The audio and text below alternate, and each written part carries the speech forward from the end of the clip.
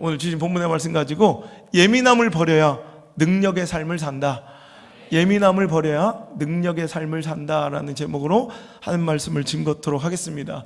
참 초라하고 부끄러운 사람 베드로예요. 꼭 우리와 닮았어요. 예수님을 상황과 처지와 형편 속에서 3번이나 부인했어요.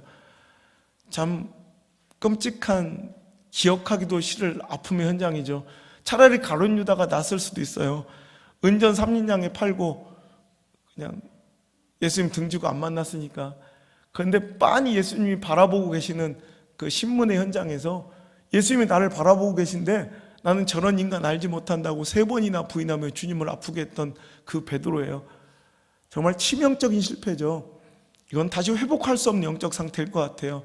근데 우리 하나님은요, 이런 분이세요. 우리 죄보다 하나님의 은혜가 훨씬 크세요. 우리의 실패보다 하나님의 능력이 훨씬 더 크세요. 우리의 부끄러운 과거보다 하나님의 능력이, 하나님의 긍휼이 훨씬 더 크세요. 이것만 기억했으면 좋겠습니다. 그 부동호 표시가 거꾸로 되었다면 우린 죽어야 마땅한 자들인데, 우리 죄가 그렇게 큰데도 하나님의 은혜는 우리보다 훨씬 더 크세요. 그런 그를 찾아와 3번이나 그에게 회개의 기회를 주시며, 베드로야 너 나 사랑해? 베드로야 너 나 사랑해? 베드로야 너 나 사랑해? 그때마다 부끄럽고 뻔뻔하지만 베드로는 주님 그 품을 파고들며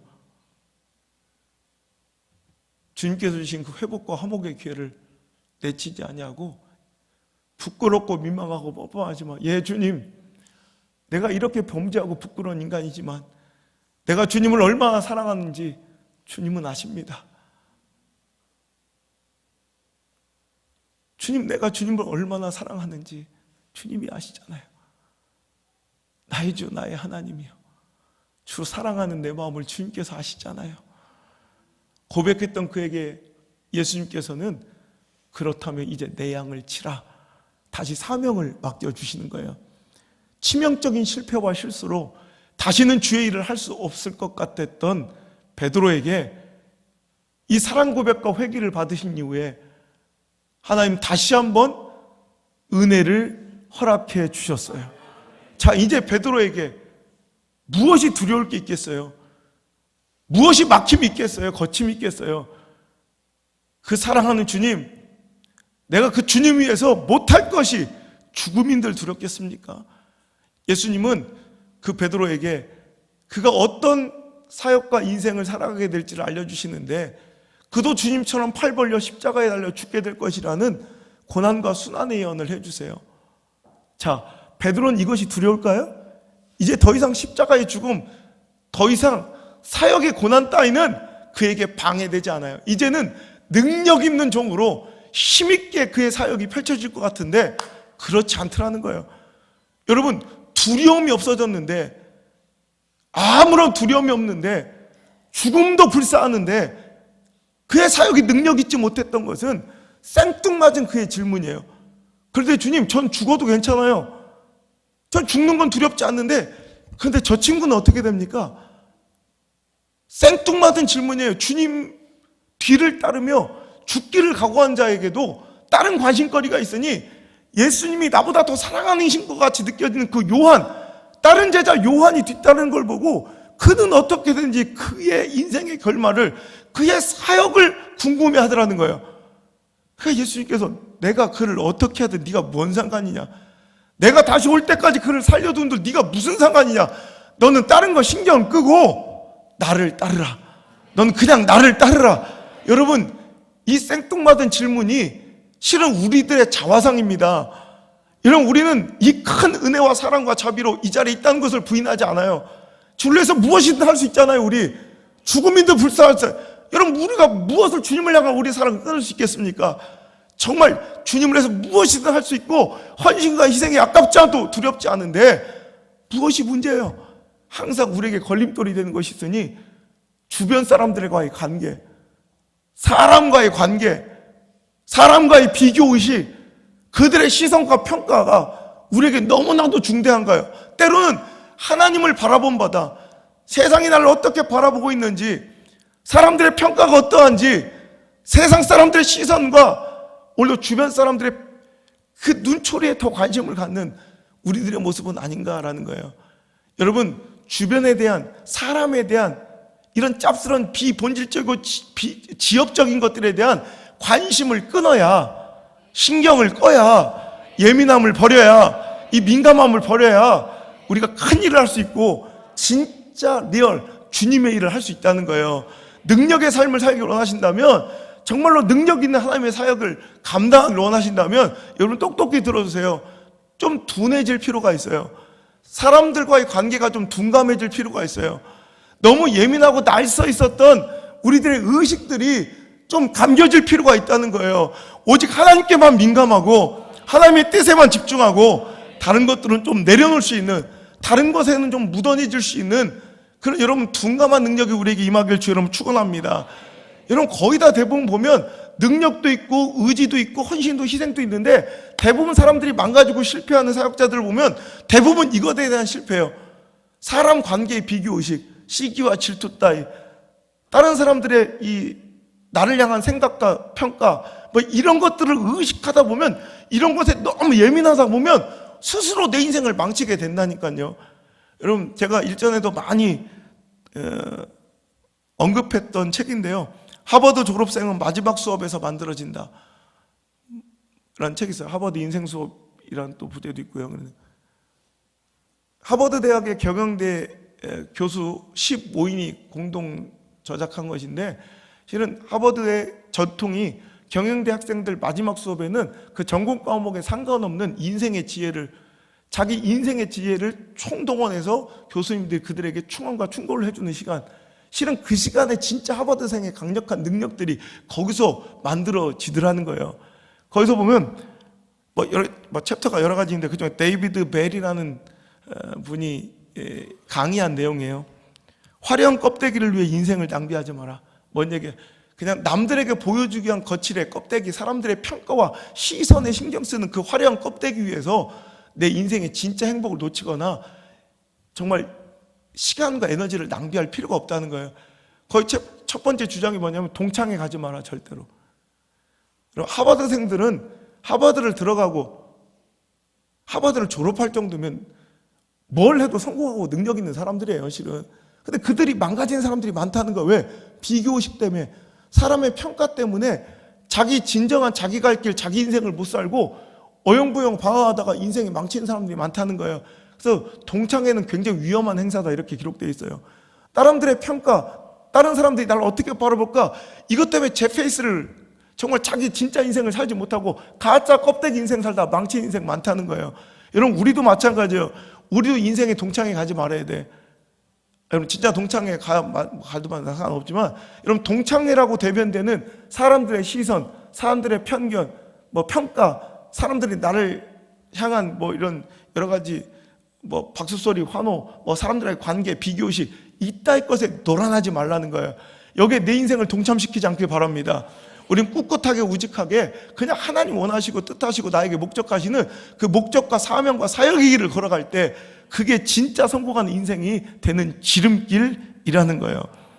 여러분 한때 이 시대가 민감하고 예민한 것을 최고의 테크놀로지 기술로 평가해 주던 시대가 있었어요. 지금 점점점 세밀해지고 점점점 디테일해지고 점점점 예민해지고 점점점 민감해져요. 센서들이 그래요. 민감해져요. 화면이 그래요. 여러분 LED 화면 나왔을 때마다 대단한데 이제 OLED, QLED, 1LED 계속 나와요. 그럼 점점점 밝아요. 우리 처음에 이 LED 화면 했을 때만 해도 우와 너무 좋다 그랬잖아요. 근데 지난주에 갔더니 제가 작년에 집회 가서 은혜가 이렇게 있었더니 그걸로 헌금이 나와가지고 이번에 LED 화면을 싹 바꿨더라고. 그 교회 갔더니 겁나 깨끗해. 우리 건 완전 하발이야. 1년 만에 얼마나 기술이 좋아졌든지 점점 더 민감하게 얼마나 선명해지는지. 이게 좋아 보이기도 하지만 실은 많은 것에 쓸데없는 에너지를 쏟게 만드는, 제가 강의하거나 요즘에 너무너무 선명해지고 너무 민감해지고 너무 하면 예민해지다 보니까 좋은 것도 있지만 실은 어떤 때 제가 강의하다 이렇게 딱 돌아서면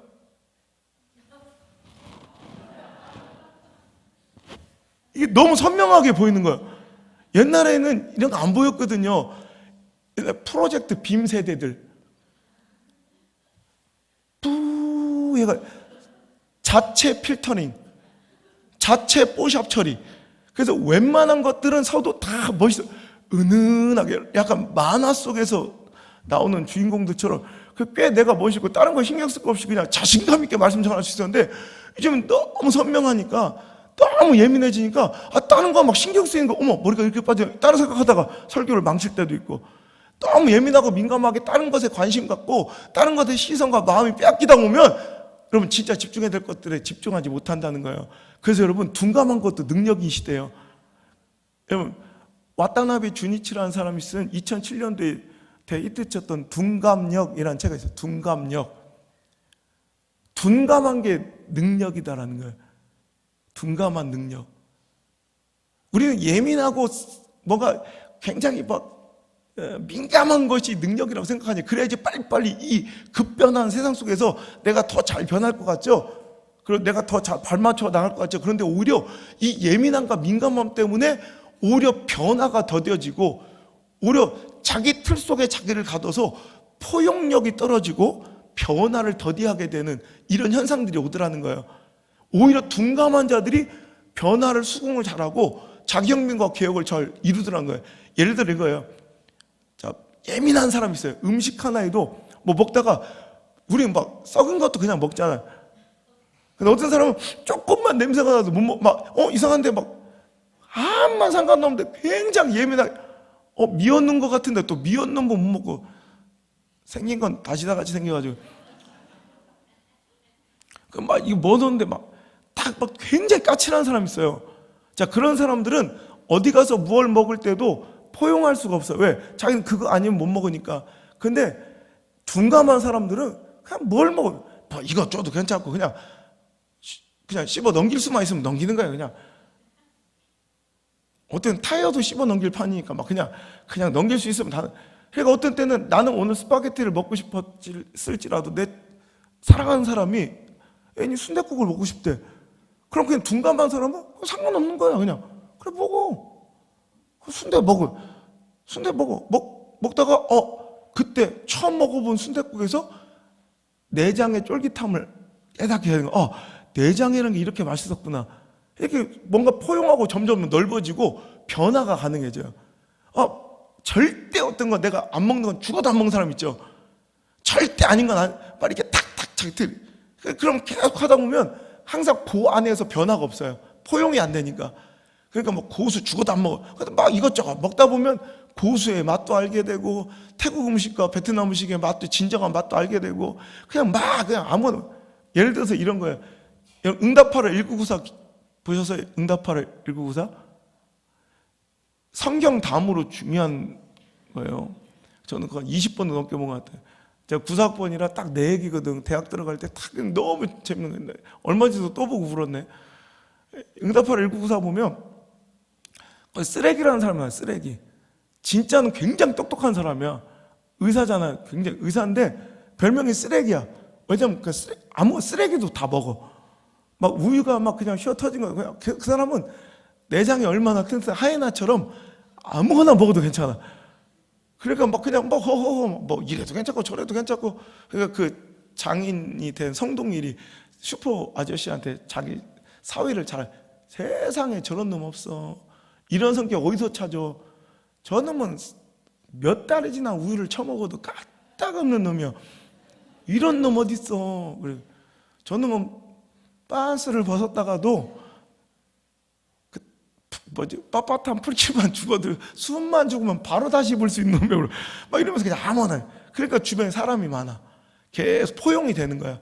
이래도 괜찮고 저래도. 그러니까 자꾸 포용이 되고 어떤 변화도 감내할 수 있는 변화의 능력이 그 둔감함에서 생긴다는 거예요. 여러분, 주의 일을 할 때도 이런 둔감함이 필요해요. 아니, 절실해요. 너무 세상 사람들 주변에 이렇게 예민한 사람들은 꼭 그렇게 맞춰줘야, 누구랑 같이 일하게 해주고 어떤 자리를 주고 요런 대접을 해주고 사람들에게 이렇게 막 인정을 받게, 이렇게 또 모든 조건과 상황을 딱 맞춰줘야 일하는 사람이 있어요. 너무 예민하고 민감한 거예요. 그럼 일 시키는 사람 입장은 너무 불편해요. 그래서 어느 순간 우리 교회도 충성스러운 일꾼들이 덜어 있어요. 생각해 보니까 그 사람들의 면면을 보니까 좀 둔한 사람들이야. 그냥 곰처럼 둔해. 물론 그냥 생긴 것만 곰인 것들도 있어요. 근데 여러분, 곰처럼 둔해. 그냥 둔감한, 뭘 해도 사람들이 뭐라고 욕해, 그냥 저 같은 사람 죽어요. 제가 진짜 이 설교를 저한테 하는 거예요, 실은. 전 너무 예민해서 누가 이렇게 한마디 하면 그것 때문에 밤을 꼬박 새고 막 그래요. 막 이런 것 때문에. 그래서 내가 이걸 좀 내려놓고자, 저도 설교하면서 저도 듣는 거예요. 근데 그냥 충성된 사람은 둔감한 사람이에요. 그냥 무던한 사람.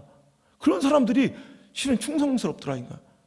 김파원 집사 같은 경우, 뭘 시켜도 돼요. 언제 불러도 돼요. 뭐 그냥 아무나 편안하게 막 시켜도 그냥 이래도 또 이때 또 예민한 것들은 그러다 내 이름 나와 이런 것들이 있어요. 이런 거 회개하라는 얘기예요, 오늘.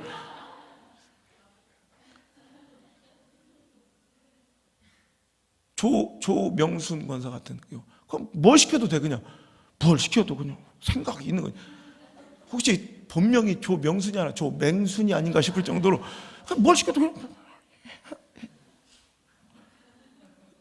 엄상문 집사님 같은 경우 뭘 시켜도 한밤중 새벽에 불러, 선생님 감사합니다, 사랑합니다 뭘 사랑한다는 거지, 왜 하는 건지 저걸 나한테 맨날 사랑합니다. 그런데 그냥 그래, 무던해요. 그냥 뭘 시켜도 괜찮아. 이러면 예민하고 민감하면 힘들어요. 뭐 하면 막 스트레스 받는다 그러고, 목사님 난 이 사람이랑 일 못해요, 꼭 저 집사랑만 해주세요. 그 할 때는 뭐 이렇게 해서 다른 사람 앞에서 이걸 이렇게 얘기해 주세요. 그럼 야, 내가 하고 말지. 근데 이런 사람들 있어요. 그럼 너무너무 지치기 힘든 거예요. 근데 어찌 보면 그게 또 제 모습이었을 수 있어요.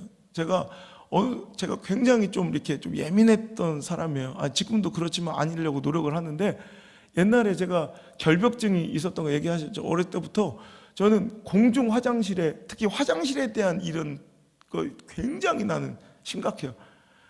특히 공중 화장실에는 발을 딛는 것조차, 신발을 신었는데도 막 거기다가 하면 소름이 돋아요. 그러니까 내가 공중 화장실, 학교 다닐 때도 화장실을 안 썼다고.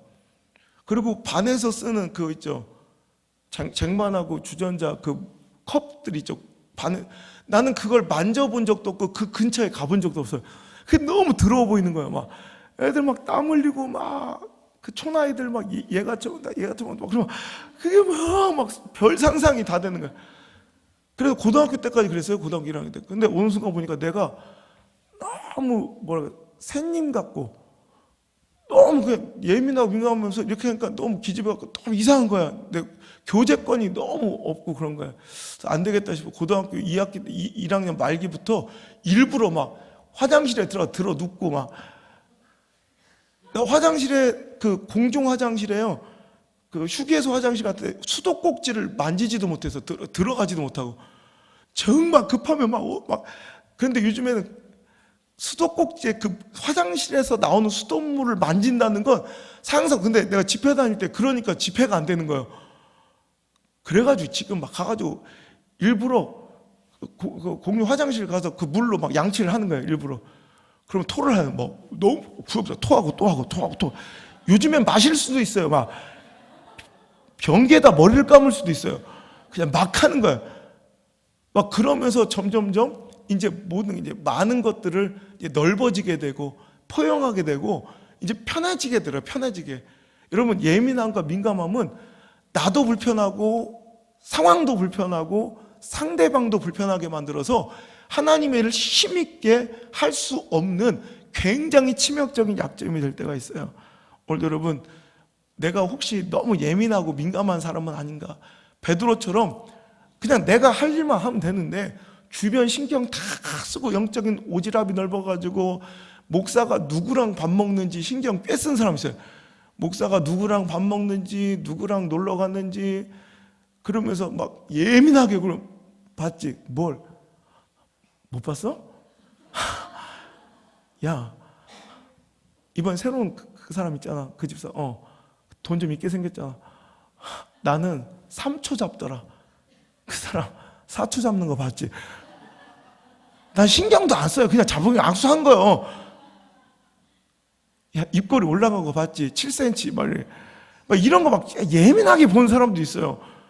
그러면서 막 다른 거에 집중해. 그냥 내가 그 사람 손을 5초를 잡던, 영원히 함께 하던, 그죠? 그런 거 신경 쓰지 말고 너는 그냥 나를 따르라. 그냥 하나님이 주신 것만 열심히 하세요. 너무 예민하고 민감하게 사람들은 나를 뭐라고 생각하는지, 뭐 어떤 자리에 있는지, 막 이런 것들 너무 신경 쓰고, 사람들의 평가, 사람들의 시선, 사람들의 말 한마디, 이런 거 막 자꾸 듣다 보면 여러분 절대로 큰일 못해요.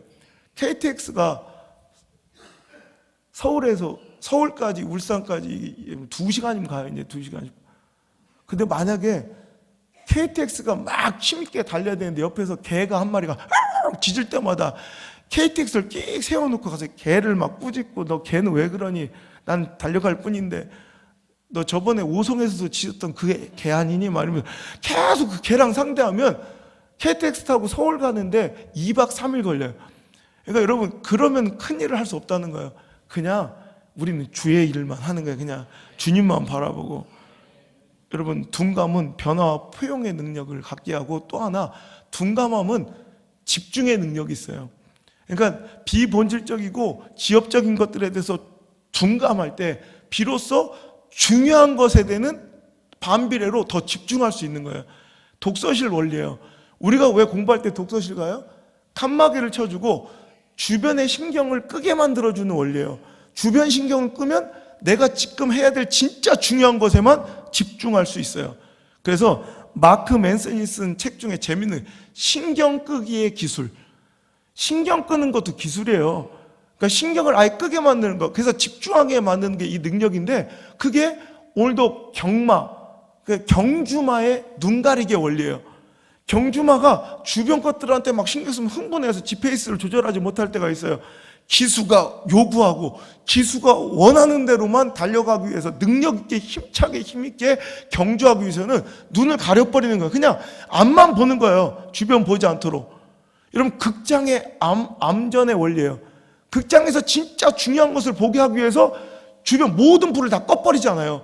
그러니까 집중돼야 될 게, 중요한 것이 집중해요. 아까 우리 성찬식 할 때도 여기를 다 꺼버려요. 이렇게 분주하게 와서 줄 서서 이렇게 움직이는 사람들의 모습을 못 보게 하려고 다 끄고 그냥 우리 성찬 예식을 하면 집중하게 만드는 거. 뭐예요? 둔감함의 힘이에요.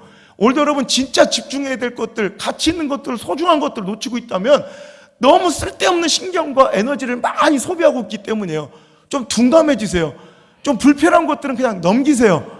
그리고 진짜 중요한 것과 진짜 소중한 가치에만 집중할 때 능력 있는 삶을 살게 될 줄 믿습니다. 제가 집회할 때 그러니까 예민한 것들이 많으니까 집회가 안 되는 거예요.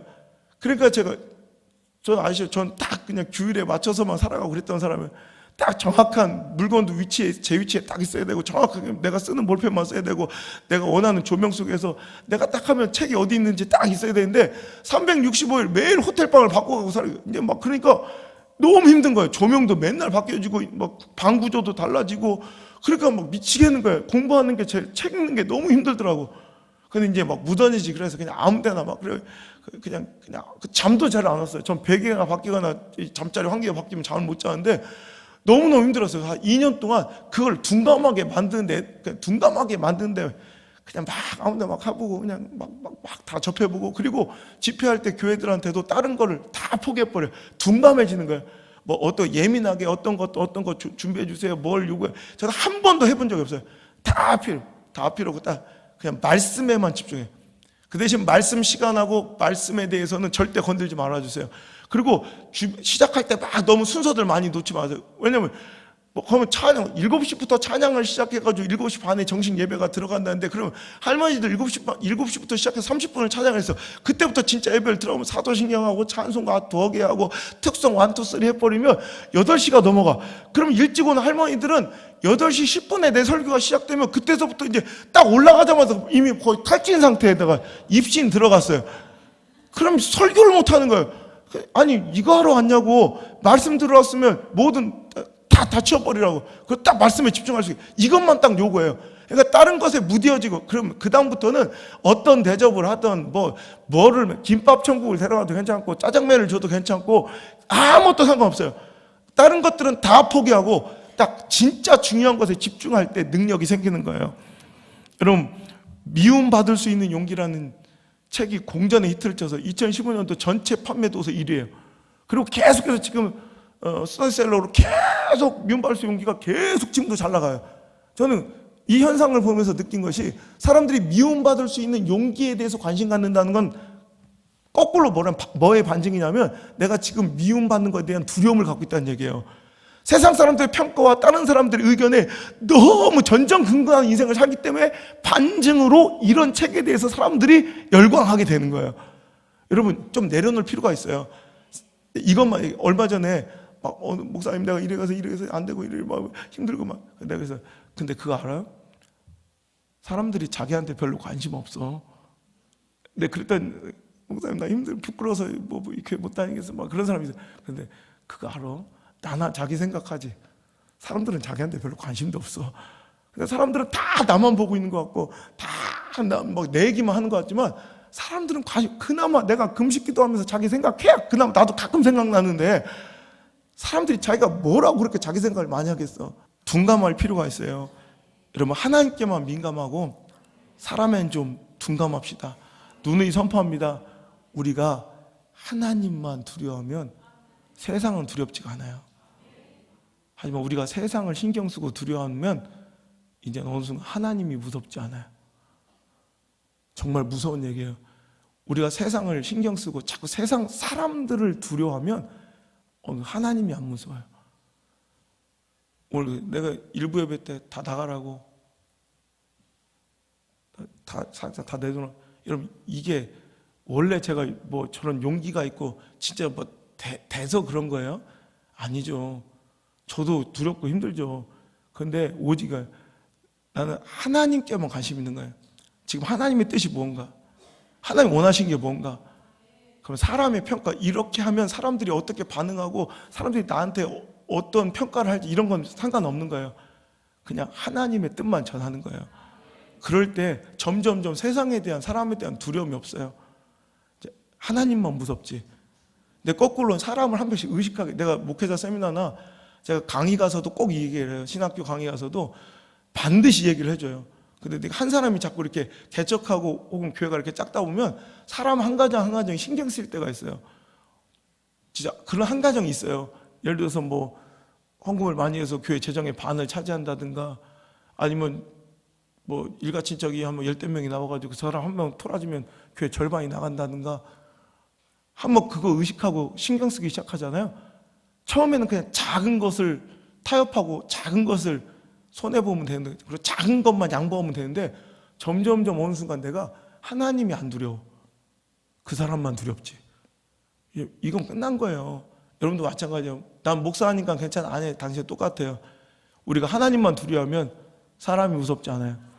하지만 사람을 두려워하고 세상을 두려워하면 하나님이 무섭지 않은 이런 끔찍한 삶을 살게 될 것이니까 신경 좀 끄세요.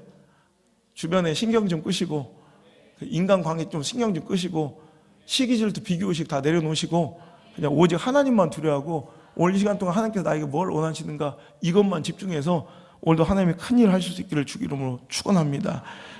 여러분, 다윗과 사울은 항상 비교되는 인생이에요. 축복과 저주의 아이콘이니까 그래요. 그래서 무슨 주제가 나와도 다윗과 사울의 면면을 바라보면 망할 인생 살았던 사울은 망했고 흥할 인생 살았던 다윗은 흥하게 돼 있는데, 오늘 말씀의 주제는 예민함과 민감함, 또 둔감함 이런 거니까 그 기준으로 봐도 또 비교 같아요. 사울은 망했어요. 그럼 뭐 때문에 망한 거예요? 예민하고 민감하기 때문에 망한, 세상 사람들의 평가와 사람들의 시선에 민감하니까 망한 거고, 다윗은 거꾸로 사람들의 시선과 평가에 둔감한 거예요. 그러니까 축복받은 인생이에요. 자, 일례로 그래요. 다윗은 하나님께만 민감해서 세상 사람들의 소리에는 둔감해요. 어쩜 미련 스릴 만큼 하나님께는 얼마나 예민하고 민감한 사람이냐. 하나님께는 그는 블레셋이 적군이 쳐들어오고 있는데도 기도해요. 하나님, 내가 싸울까요? 아니, 그걸 기도할 거예요? 수능을 보는데 하나님, 수능을 볼까요? 이거 기도할 거예요? 근데 그는 그 정도예요. 적군이 쳐들어옵니다. 나갈까요? 말까요? 나가라. 싸워서 이겼어요. 그리고 이겼는데 또 재차 또 쳐들어와요. 그럼 아까 기도했으니까 안 해도 되잖아. 근데 그는 또 나갈까요? 말까요? 이걸 또 기도해요. 마치 어린아이처럼 주님의 이끄심 아니면 한 걸음도 내지 못하는 정말 주님께 종속된 너무 아름다운 인생이에요. 여러분, 사무엘상 30장 보면 제가 그때도 했잖아요. 아니, 자기 부인과 자녀들이 다 아말렉한테 지금 다 포로로 끌려갔어요. 집은 시글락은 불타고. 그럼 빨리 쫓아가가지고 1시간 급하잖아. 빨리 가서 그거 잡아가 다시 되찾아와야 되잖아. 근데 거기서 또 기도해요. 하나님, 내가 쫓아갈까요? 이 정도로 다윗은 하나님의 뜻에 민감해요. 예민해요. 오늘 성공하고 승리한 인생들은 이렇게 하나님께 민감한 자가 되어야 할 줄 믿습니다. 하나님의 뜻에는 너무 곰같이 둔한데 세상의 평가와 세상 사람들의 관심에 얼마나 관심이 많고 예민한지 그러면 안 돼. 다윗은요, 압살롬, 자기 아들이 반란을 일으켜서 도망치고 있는 신세 가운데 가장 끔찍한, 내가 정말 짜증나는 장면이 베냐민 지파의 시므이라는 놈이 나와가지고 이제 다윗을 저주해. 그래도 왕인데 주변에 호위무사 장군들과 군대가 아직 병력이 아직도 많아요. 근데 베냐민 지파가 사울 왕의 지파잖아요.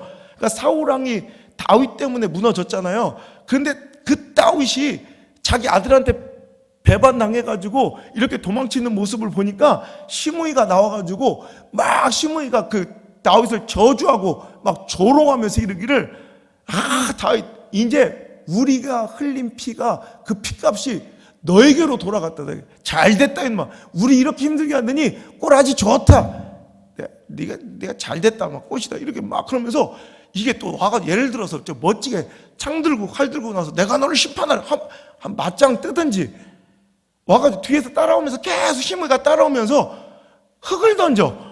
막 돌 던지고 막 죽여버리고 싶지 않아요? 막 약간 너무 째깔하지 않아요? 차로 와서 맞짱 한번 뜨든지 뒤에서 야, 이 다윗아, 막 흙 뿌려. 아유, 진짜 이름도 잘 돼야 돼. 이런 시므이가. 이름도 약간 시므이네. 약간 어감도 그래, 시므이. 그러니까 여러분, 얼마나 기가 막혀요. 아무리 여러분 썩어도 준치라고 지금 왕이에요, 왕. 호위무사 병력들이 있고요, 장군들이 있어요. 그러니까 옆에서 그 군대 장관들이, 저거 뭐야. 근데 내가 가서 저목을 따오겠습니다. 허락해 주십시오. 우리 같으면 우리가 명령하지, 안 한다고 그래도 좀 해라 이놈아. 저놈의 목을 좀 새치혀를 뽑아오니라. 우리 같으면 그래지. 근데 다윗이 뭐라는 줄 알아요? 그냥 냅둬. 냅둬요. 내가 누구를 뭐라고 하것이오. 아들도 나를 버렸는데 저놈은 날 안 버리겠시오. 냅둬요. 지금 난 아들한테 배반당해서 가는 내 처지가 뭐 누구를 뭐라고 하겠냐. 아들도 날 버렸는데 아이고 저 사람이야. 당연하죠. 그리고 혹시 이런 꼴 당하는 모습 보면 하나님께서 날 불쌍이라도 여겨주셔서 혹시 구원해 주시지 않겠어요? 그러면 그냥 내비둬요. 힘이 있는데도 그는 그 시간에도 오로지 누구에게만 신경 쓰고 있는 거예요? 하나님께만 신경 써요. 하나님 지금 보고 계시래. 하나님 나 보고 계셔. 하나님 보고 계셔. 그러니까 날 불쌍히 보고 계실 거야. 이게 바로 다윗의 능력이에요. 여러분, 사무엘상 17장에 보면 골리앗 쳐 죽이러 가는 얘기 아시죠? 그가 비통한 거야. 아니, 하나님의 살아계신 분과 권능을 막 비방하고 조롱하는 그 골리앗을 40일 동안 지켜보고 있는 어른들이 너무, 그 용사들이, 군인들이 너무 참담한 거야. 그러니까 내가 저놈이 대간절 누구게 살아계신 하나님의 군대를 모욕하는 거 나가는 거예요. 그럴 때 환호와 칭찬과 박수와 격려. 와, 너 정말 대단하다. 어른들도 못 나가는 그 전쟁을 네가 나가더니 저 골리앗 무섭지도 않느냐. 야, 대단하다. 이런 게 아니라 28절에 보니까 큰형 엘리압은 나와서 그를 이 악하고 게으른 놈, 교만한 놈. 내가 네 속 모를 줄 알아? 네가 일하기 싫으, 양치기 싫으니까 네가 전쟁을 구경하러 왔도다. 이러면서 그를 비방하고 욕을 해요. 33절에 가니까 사울왕은 너는 나가서 저 블레셋 사람과 싸울 수 없니? 넌 소년이고 그는 어렸을 때부터 용사임이라. 그러니까 말도 안 되는 하지 말고 썩 꺼지라 이거예요. 여러분, 이런 주변의 평가를 받고 여러분 일할 수 있겠어요? 여러분 일하려고 하는데 하나님 위해서 헌신하고 희생하는데 주변에서 욕먹어, 주변에서 비방해, 주변에서 조롱해. 그럼 여러분 안 하잖아 일. 다윗은 이런 거 필요 없어. 그냥 오직 하나님만 보는 거예요. 그의 분노는 너는 칼과 창과 단창으로 내게 나오냐. 난 만군의 여러분 네가 유혹한 이스라엘 군대 하나님의 이름은 내가 오늘 너를 여호와께서 내 손에 넘기시니 내가 네 목을 베고 블레셋 군대의 시체를 땅에 들이고 공중에 새들에게 온 땅으로 하나님이 이 이스라엘에 계신 줄 알게 하겠고. 지금 골리앗이 비방하지 않아 하나님 죽었다고 살아계신 하나님을 비방하고 모독하니까 그는 다른 거 잡소리 필요 없어. 오직 하나님 영광 위해서. 하나님 지금 또 시퍼렇게 살아계신데, 하나님 이스라엘이 시퍼렇게 살아계신데 이스라엘이 조금 뒤로 밀리고 좀 침체되고 이스라엘이 조금 이렇게 약해지니까 세상 사람들 내가 믿는 하나님을 조롱해. 그럼 내가 나가 싸워 이기는 거야. 환경, 처지, 형편, 가능성, 확률, 통계, 분석 이따 거 필요 없는 거야. 세상 사람들 유행, 대세 필요 없는 거야. 그냥 하나님 영광만 위해서 싸울 때 그는 강력한 축복의 인생이 된 줄 믿으시기 바라요. 거꾸로 사울은 거꾸로죠. 사람의 소리만 민감해. 그 가장 먼저 하나님께 버림받았던 이유가 뭐예요? 제사 직접 드린 거예요. 사무엘상 13장 보니까 어찌하다 이런 망령된 일을 했냐니까, 아니 그걸 어떻게 합니까? 백성들은 나를 떠나가지요, 당신은 오지 않지요, 블레셋은 내 목전까지 믹마스에 진쳤으니, 이게 이유예요. 자, 지금 그 얘기를 들어보면 온통 시선이 어디에만 가 있어요? 사람에게만 가 있어요. 백성들이 떠나가니까, 상황이 위급하니까. 당신은 왜 안 와? 그러니까 사람의 이런 목사님이 어떻든 뭐 회중들이 어떻든 내 동역자들이 어떻든 하나님의 뜻이 그거 아니면 안 하면 되는 거예요 그냥. 근데 그는 항상 다른 사람들의 시선과 민중의 소리, 여론, 대세, 유행 따위에 끌려다닌 인생이니까 망한 거예요. 대표적인 예로 사무엘상 15장에 보면 아말렉과 전투에서 모든 걸 진멸하라, 이게 하나님의 뜻이라고 말씀하셨어요. 그럼 우리는 하나님의 뜻만 구해야 돼. 근데 그는 뭐라고 얘기하냐면, 자, 사무엘상 15장 15절 보면 사울이 이르되 그것은 무리가 아말렉 사람에게서 끌어온 것인데 백성이 당신의 하나님 여호와께 제사하려 하여. 그러니까 백성들이 그걸 원한 거예요. 난 뜻인 걸 알았는데, 하나님이 이거 그러지 말라는 거 알았는데 누구 때문에? 백성들이 원했다는 거예요. 자, 24절 보면 사울이 사무엘에게 이르되 내가 범죄하였나이다. 내가 여호와의 명령과 당신의 말씀을 어긴 것을, 말씀을 아는 거예요. 자기가 어긴 것도 알아요. 그런데 내가 뭐래요? 백성을 두려워하여 그들의 말을 청종하였습니다. 원래 그는 온통 세상 사람들의 평가, 사람들의 의견, 세상 사람들의 여론이 더 중요한, 민심이 더 중요한 사람이었다는 거예요. 30절에 보세요. 사울이 이르되 내가 범죄하였을지라도 이제 청하옵나니 내 백성의 장로들 앞과 이스라엘 앞에서 나를 높이사. 보세요. 그들은 이 순간에도 지금 이렇게 범죄해서 하나님이 자기를 떠나가고 버리고 있는 순간에도 뭐 하고 있는 거예요? 사람들의 시선과 평가가 중요한 거예요. 알겠으니까 내가 범죄했을지라도 어떻게 하래? 백성들 앞에서는 날 높여달라 이거예요. 사람들 보는 데서는 쪽팔리게 그러지 말고 장로들 앞에서는 날 세워달래. 이게 망하는 인생이에요. 세상 사람들의 시선 신경 쓰지 마시고 좀 둔감해지시고 하나님께 민감해지시길 바랍니다. 여러분, 다윗도 사람한테 신경 쓸 때 망했어요. 사무엘하 24장에 보면 그가 하나님이 아닌 사람에게 자기 위세를 드러내고 그저 자기 능력과 자기 권세를 드러내고 인구조사했더니 망했어요. 우리는 자꾸 이런 것들이 하고 싶어질 때가 와요. 인구조사, 사람한테 허세, 사람들의 평가, 사람들의 완장, 뭐 직분, 내 권위, 자리, 이런 것들이 더 중요할 때가 와요. 그럼 이제부터 망하고 썩고 면질되는 거예요. 우리 그런 것들 좀 내려놓고, 협교회가 어떠면 어떻고, 그죠? 조교회가 어떠면 어떻고, 그죠? 내 친구가 어떠면 어떻고, 임집사가 어떠면 어떻고, 그런 거 필요 없어요. 하나님만 보시고, 베드로처럼 하나님과의 관계와 사명과 사역이 사람 관계로 흐트러지지 않는 그런 인생 되기를 하나님 바라셔서 오늘 이 말씀을 주신 줄 믿습니다. 그죠? 여러분, 하나님을 의식해야죠. 사람만 너무 의식하면 사울처럼 망하는 거예요. 그래서 가온이가 이제 벌써 3살이에요. 아기가 3살짜리 꿈, 그러니까 벌써 제법 말도 해요. 그런데 뭐 말은 해도 그냥 기본적인 그냥 의사 표현이지 제대로 긴 문장도 못 해요. 저 애가 뭘 알겠어, 저 꼬맹이 어린애가. 근데 그거 알아요? 저 3살짜리 애가 나를 빤히 바라보고 있으면 그 시선 때문에 못할 짓들 많아요. 나도 그래요. 가온이가 이렇게 나를 이렇게 보고 있어. 그러면 하려다가도 멈칫하는 것들 많아요. 그죠? 3살짜리만 보고 있어도 못해. 근데 하나님의 시선이 신경 쓰이지가 않는 거예요. 하나님을 믿는다고 주장하면서도 하나님이 보고 계신데 우리는 3살짜리만 보고 있어도 못할 짓을 하고 산다는 거죠. 오늘 여러분 이제 세상의 눈에는 이렇게 민감하고 예민하면서 하나님의 시선과 마음에 너무 둔감했던 내 신앙과 내 삶을 좀 개혁합시다.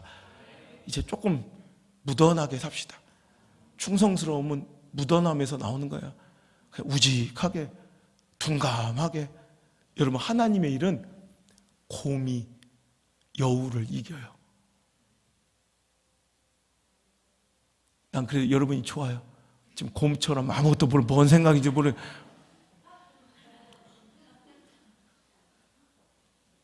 진짜 곰 같으면 안 되고 생긴 게 곰 같은 게 안 되고 그냥 진짜 곰과 두둥남하면서 그러면서 하나님을만 집중할 수 있는 사람 한마디에 팍 하고 하면 못해. 환경 처지 확 맞춰줘야 그때서 일 조금 하고 그런 거 깨지면 확 돌아서 그런 거 말고 좀 우직하게 멋지게 능력 있는 사역자. 그런 사역자가 한 명 있으니 사도 바울이요. 사도 바울은 진짜 쿨해. 난 사도 바울 멋있지 않아요? 사도 바울은 오직 하나님만 믿고 불도저처럼 가는 거예요. 하나님께만 민감하며 이제 어떤 일이 있었냐면 빌립보서 1장 14절에 보면 이제 자기가 이제 감옥에 갇힌 거예요. 그러면 이제 감옥에 갇힌 걸로 인해서 사람들이 막 이제 두 가지 반응이 나는데 한 사람들은 그것에 대해서 이제 막 선한 마음으로 그 뒤를 따라 열심을 내기도 하지만 사도 바울은 또 적이 많았던 사람이에요. 그래가지고 사도 바울의 매임과 구속당함과 고난을 인해서 오히려 분쟁하는 마음으로 시기와 질투하는 마음으로 오히려 그것 때문에 더 열심을 낸다는 거예요. 이건 악한 의도로. 그런데도 사도 바울은 뭐라고 얘기냐면 자 빌립보서 1장 14절 이하예요. 형제 중 다수가 나의 매임으로 말미암아 주 안에서 신뢰함으로 겁없이 하나님의 말씀을 더욱 담대하게 전하게 되었느니라. 어떤 이들은 투기와 분쟁으로 어떤 이들은 착한 뜻으로 그리스도를 전파하니 이들은 내가 복음을 변증하기 위해 세우심을 받은 줄 알고 사랑으로 하나 그들은 여기서 이제 악한 뜻으로 나를 투기하고 분쟁하는 마음으로 일하는 사람들 얘기하는 거예요. 그들은 나의 매임에 괴로움을 더하게 할 줄로 생각하여 순수하지 못하게 다툼으로 그리스도를 전파하느니라. 여러분 이러면 좀 속상할 거 아니에요. 하나님을 하는데 나를 공격하고 일부러 나를 보라는 듯이 나를 매장시키려 열심히 일하는 사람들이 있어. 오히려 막 시기와 질투 경쟁심으로 오히려 내가 이렇게 해서 그 사람을 매장시키려 일하는 사람이 있다는 거예요. 그거 우리 열받아요 안 받아요? 이게 굴러온 돌이 박힌 돌 빼네. 야 나 너 몇 년 차야? 그러면서 자꾸 7년 됐는데 10년 됐다고 반올림 해버리고 막 이런 사람 진짜 막 정확한 나는 너 7년 난 7년 9개월이야 막 이러면서 막 예민하거든. 막 이런 우리는 화나잖아요. 근데 사도 바울은 뭐라고 하는지 18절 그러면 무엇이냐? 거칠애로 하나 참으로 하나 무슨 방도로 하든지 전파되는 것은 그리스도니 이로써 나는 기뻐하고 또한 기뻐하리라. 멋지지 않아요?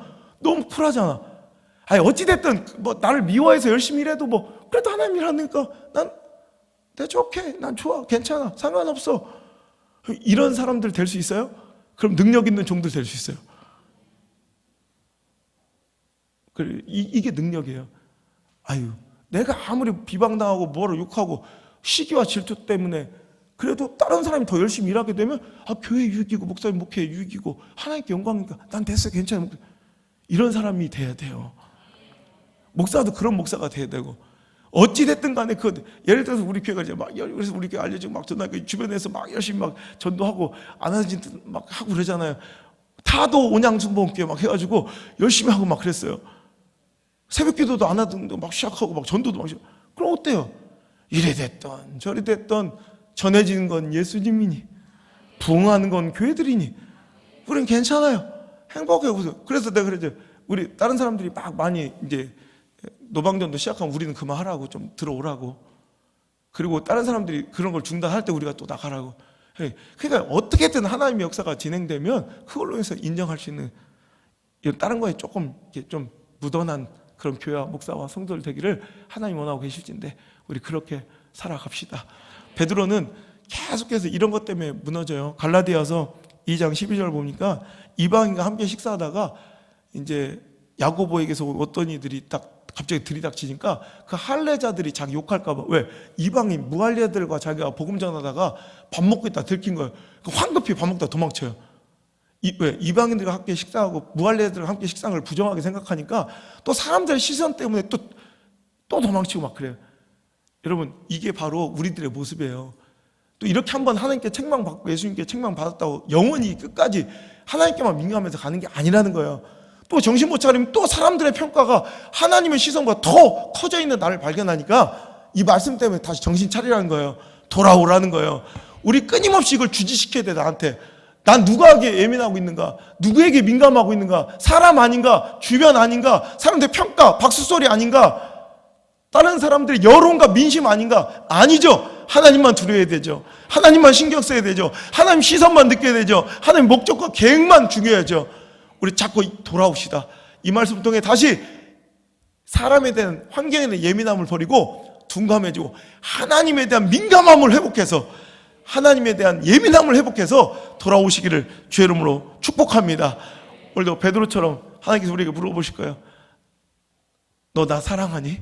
우리 이렇게 고백해야 할 줄 믿습니다. 나의 주 나의 하나님이여, 내가 주님을 사랑합니다. 내가 주님 사랑하는 그 마음 주님께서 아시잖아요.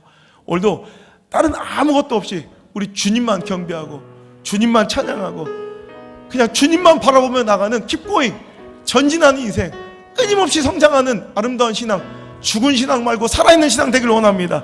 나의 주 나의 하나님이여, 주를 경배합니다. 주 사랑하는 나의 마음은 주께서 아시나이다. 다시 한번 나의 주 나의 하나님, 나의 주 나의 하나님이여, 주를 경배합니다. 주 사랑하는 나의 마음을 주께서 아시나이다. 다시 한번 나의 주 나의 하나님, 나의 주 나의 하나님이여, 주를 경배합니다. 주 사랑하는 나의 마음을 주께서 아시나이다. 아멘. 깨뜨릴 옥함 내게 없으며 주께 드릴 향유 없지만, 하나님 형상대로 날 빚으사 새 영을 내게 부어주소서. 나의 주 나의 하나님이여, 주를 경배합니다. 주 사랑하는 나의 마음을 주께서 하시나이다. 고통 속에 방황하는, 고통 속에 방황하는 내 마음 주께로 갈 수 없지만 저항할 수 없는 그로 주님의 길을 걷게 하소서. 나의 주 나의 하나님이여 주를 경배합니다. 아멘. 주 사랑하는 나의 마음을 주께서 아시나이다. 나의 주, 나의 주 나의 하나님이여 주를 경배합니다. 주 사랑하는 나의 마음을 주께서 아시나이다. 다시 한번. 나의 주, 나의 주 나의 하나님이여 주를 경배합니다. 주 사랑하는 나의 마음을 주께서 아시나이다. 마음의 정직한 고백으로 마지막으로. 나의 주 나의 하나님이여 주를 경배합니다. 주 사랑하는 나의 마음을 주께서 아시나이다. 나의 주 나의 하나님이여, 내가 주님을 사랑합니다. 내가 때로는 실패하고 주님께 부끄러운 모습으로 살지라도 오늘도 주님을 향한 내 진정한 마음과 사랑은 주께서 아십니다. 부끄럽고 형편없는 죄인에게도 다시 한번 사역의 길을 허락하여 주시고 오늘도 내 양을 치라 나를 따르라 하신 주님 감사합니다. 오늘 이 시간 그 주님을 뒤따르는 그 십자가의 길에 너무나 예민하고 민감하게 반응하며 주변 환경, 사람, 소리, 평가, 시선 따위에 너무나도 내 마음을 빼앗겼던 우리들의 모습은 아닌지요. 이 시간 좀 둔감할 수 있는 능력과 지혜를 주옵소서. 오직 하나님께만 민감하며 하나님만 두려워하며 살아가며 세상이 두렵지 않은, 사람이 두렵지 않은 당나고 멋진 사역자들로 세워지게 도와주옵소서. 또 새로운 일꾼들이 새로운 한 해를 또 헌신하며 또 봉사할진데 저들에게 이 둔감한 능력을 허락하여 주시고 사람에게 예민했던, 상황에 민감했던 그 모든 것들을 내려놓고 힘있고 능력 있는, 결실과 열매 있는 아름다운 사역자들로, 일꾼들로 잘 세워줄 수 있도록 축복하여 주옵소서. 이제는 나를 위해 그 십자가의 모진 길을 걸어가시고 예수 그리스도의 크신 은혜와 나 같은 죄인 무엇이기에 나를 살리시기 위하여 독생자들의 심장을 찢어 십자가에 뿌리시고 나를 건지시고 기뻐하신 내 하나님 아버지의 놀라운 그 크신 사랑과 나를 고아처럼 과부처럼 내버려 두지 아니하시고 늘 우리 함께 하시며 우리가 동행하시고 우리가 꼭 필요한 은혜와 위로와 능력을 이른 비처럼 늦은 비처럼 공급하시는 보혜사 성령님의 그 크신 능력이 오늘 자리 나와 성찬예식을 참가하며 내 더럽고 죄악된 내 품성을 정결케 하고 예수 내 보혈의 피를 받고 돌아가는 저들의 삶과 인생의 모든 발걸음과 가정 위에 이제부터 떠나가지 마시고 1초도 떠나지 마시고 1초도 떠나지 마시고 영원토록 함께 계시기를 간절히 또 간절히 축원하옵나이다. 아멘.